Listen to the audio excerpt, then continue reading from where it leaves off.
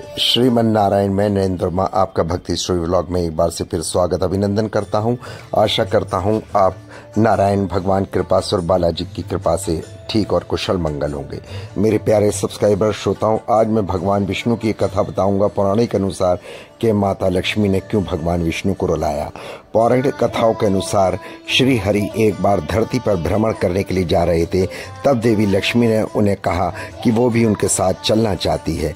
तब विष्णु जी ने कहा कि उनके साथ एक ही शर्त पे चल सकती हैं। लक्ष्मी जी ने शर्त पूछी। विष्णु जी कहा, धरती पे चाहे कोई भी स्थिति में कोई भी इंसान क्यों ना हो, आप उत्तर दिशा में ही नहीं देखना। लक्ष्मी ने शर्त मानी और श्री हरि के साथ चल दी।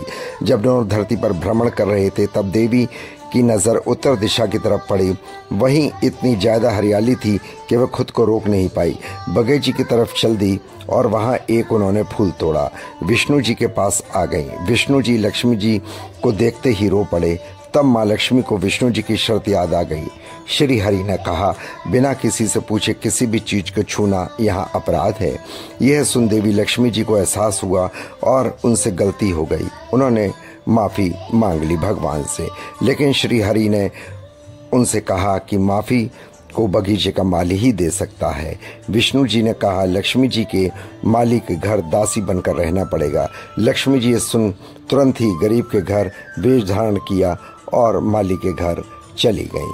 कभी खेत में तो कभी घर में माली ने उनसे काम कराया, लेकिन जब माली को पता चला कि वो कोई और नहीं माँ लक्ष्मी है तो वो भी रो पड़ा। उसने कहा, जो भी उसने किया उसके लिए मुझे माफ़ कर दे। तब लक्ष्मी जी ने मुस्कुराते हुए कहा कि जो भी हुआ नियति थी, नियति के दौरान हुआ, इसमें किसी का कोई दोष नहीं।